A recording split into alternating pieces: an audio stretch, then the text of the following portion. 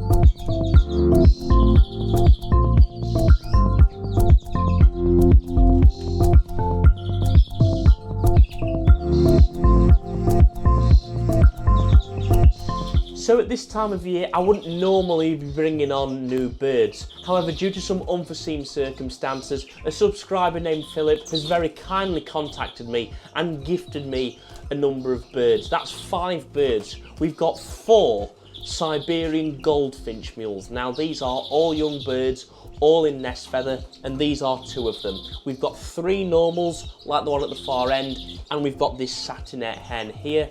And we also have the mother to these guys, which is a female yellow dimorphic canary. So huge thanks goes out to Philip. They've got all the makings to become fan favourite birds on the channel, so let me know what you guys think.